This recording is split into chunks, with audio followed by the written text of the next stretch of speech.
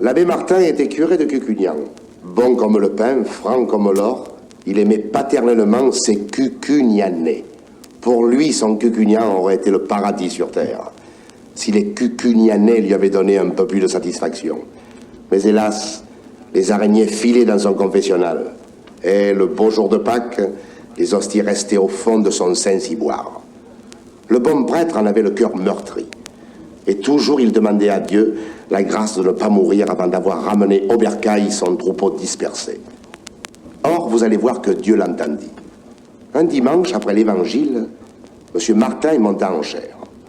« Mes frères, dit-il, vous me croirez si vous voulez, l'autre nuit, je me suis trouvé, moi, misérable pécheur, à la porte du paradis. Je frappais, Saint-Pierre m'ouvrit.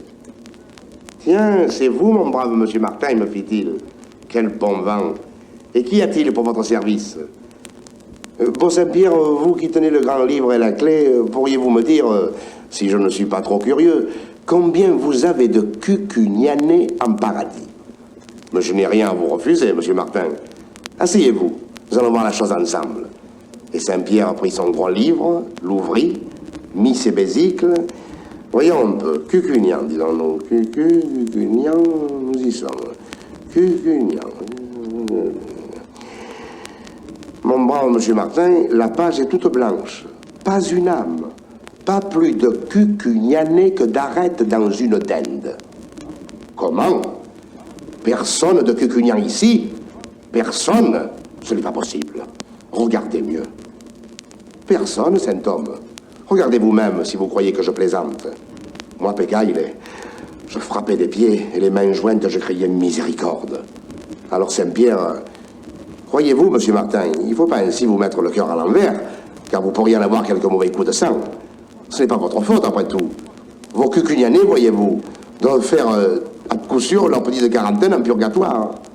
Ah, par charité, grand Saint-Pierre, faites que je puisse au moins les voir et les consoler. Volontiers, mon ami. Tenez, chaussez vite ces sandales, car les chemins ne sont pas beaux par ici. Voilà qui est bien. Maintenant, cheminez droit devant vous. Voyez-vous là-bas, au fond, en tournant, vous trouverez une porte d'argent toute constellée de croix noires, à main droite. Vous frapperez, on vous ouvrira. Allez à Dessias. Tenez-vous sain et gaillardez. Et je cheminais. Je cheminais. Quelle battue. J'ai la chair de poule rien que d'y penser. Un petit sentier plein de ronces, d'escarboucles qui luisaient et de serpents qui sifflaient m'amena jusqu'à la porte d'argent. Pam-pam, qui frappe, me fait une voix rauque et dolente. Le curé de Cucugnan. De Cucugnan. Ah, entrez. J'entrai. Un grand bel ange avec des ailes sombres comme la nuit, avec une robe resplendissante comme le jour, avec une clé de diamant pendue à sa ceinture, écrivait cracra dans un grand livre plus gros que celui de Saint-Pierre.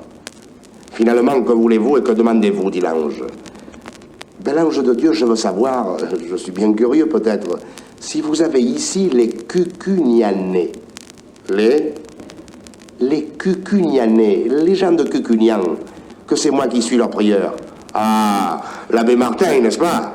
Pour vous servir, monsieur l'ange. Vous dites donc Cucugnan. Et l'ange ouvrit et feuilleta son grand livre, mouillant son doigt de salive pour que le feuillet glisse mieux. Cucugnan, dit-il en poussant un long soupir. Monsieur Martin, nous avons en purgatoire personne de Cucugnan. Jésus, Marie, Joseph. Personne de Cucugnan en purgatoire. Oh grand Dieu, mais où sont-ils donc? Saint homme, ils sont en paradis. Où diantre voulez-vous qu'ils soient? Mais j'en viens du paradis. Vous en venez? Eh bien, ils n'y sont pas. Oh, bonne mère des anges. Que voulez-vous, monsieur le curé? S'ils ne sont ni en paradis ni en purgatoire, il n'y a pas de milieu. Ils sont... Sainte Croix, Jésus, fils de David, aïe, aïe, aïe. Est-il possible? Serait-ce un mensonge du grand Saint-Pierre? Pourtant, j'ai pas entendu le chant du coq. Aïe, pauvre de nous, comment irais-je en paradis si mes Cucugnanais n'y sont pas? Écoutez, mon bon monsieur Martin, puisque vous voulez coûte que coûte être sûr de tout ceci et voir de vos yeux de quoi il retourne, prenez ce sentier, filez en courant. Si vous savez courir, vous trouverez à gauche un grand portail. Là, vous vous renseignerez sur tout. Dieu vous le donne. Et l'ange ferma la porte. C'était un long sentier tout pavé de braises rouges. Je chancelais comme si j'avais bu. À chaque pas, je trébuchais. J'étais tout en eau, chaque poil de mon corps avait sa goutte de sueur, et je haletais de soif. Mais ma foi, grâce aux sandales que le bon Saint-Pierre m'avait prêtées, je ne me brûlais pas les pieds. Quand j'eus fait assez de faux pas, clopin, je vis à ma main gauche une porte, non, un portail, un énorme portail, tout bâillant comme la porte d'un grand four. Oh, mes enfants, quel spectacle! Là, on ne demande pas mon nom, là, point de registre, par fournée, et à pleine porte, on entre là, mes frères, comme le dimanche, vous entrez au cabaret. Je suis à grosses gouttes, et pourtant j'étais transi, j'avais le frisson, mes cheveux se dressaient, je sentais le brûler, la chair rôtie, quelque chose comme l'odeur qui se répand dans notre cucugnan, quand tes doigts le maréchal brûle pour la ferrer la botte d'un vieillard. Je perdais haleine dans cet air puant et embrasé. J'entendais une clameur horrible, des gémissements, des hurlements et des jurements. Eh bien, entres-tu ou n'entres-tu pas, toi? Me fait en piquant de sa fourche un démon cornu. Moi? Ah, je n'entre pas, je suis un ami de Dieu. Tu es un ami de Dieu? Eh bien, espèce de teigneux, que viens-tu faire ici? Je viens... Ne m'en parlez pas, je ne peux plus me tenir sur mes jambes. Je viens de loin. Humblement, vous demandez si par coup de hasard, vous n'auriez pas ici quelqu'un de cucugnan. En feu de Dieu, tu fais la bête, toi, comme s'il ne savait pas que tout cucugnan est ici. Tiens, les corbeaux, regarde, et tu verras comment nous les arrangeons ici, tes fameux cucugnanais. Et je vis, au milieu d'un épouvantable tourbillon de flammes, le long coq Galine. Vous l'avez tous connu, mes frères, coq Galine, qui se grisait si souvent et si souvent secouait les puces à sa pauvre clairon. Je vis Catharinée, cette petite gueuse, avec son nez en l'air, qui couchait toute seule à la grange. Il vous en souvient, mes drôles? Mais passons, j'en ai trop dit. Je vis Pascal, doigt de paix, qui faisait son huile avec les olives de monsieur Julien. Je vis Babet la glaneuse, qui en glanant pour avoir plus vite noué sa gerbe, puisait à poignée au gerbier. Je vis Maître Grapasi, qui huilait si bien la roue de sa brouette. Et Dauphine, qui vendait si cher l'eau de son puits. Et le tortillard, qui, lorsqu'il me rencontrait portant le bon Dieu, filait son chemin, la barrette sur la tête et la pipe au bec, et fier comme Artaban, comme s'il avait rencontré un chien.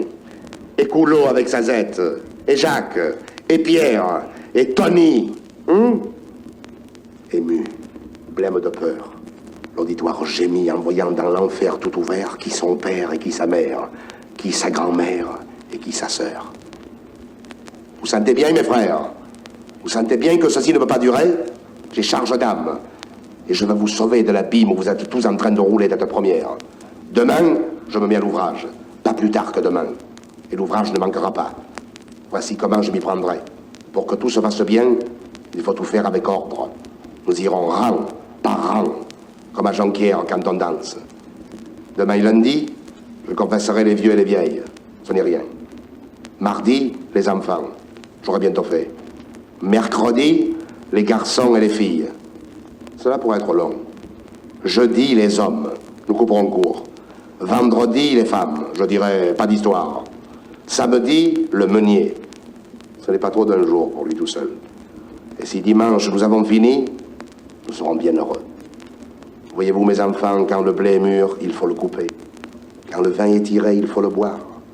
Voilà, assez de linge sale. Il s'agit de le laver et de le bien laver. C'est la grâce que je vous souhaite. Amen. Ce qui fut dit fut fait. On coula la lessive. Depuis ce dimanche mémorable, le parfum des vertus de Cucugnan se respire à 10 lieues alentour.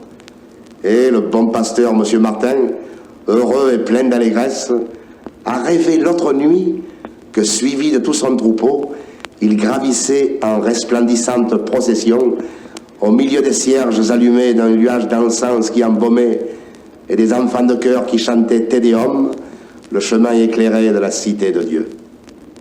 Et voilà l'histoire du curé de Cucugnan, tel que m'a ordonné de vous le dire ce grand gueusard de Roumanie qui la tenait lui-même de notre bon compagnon.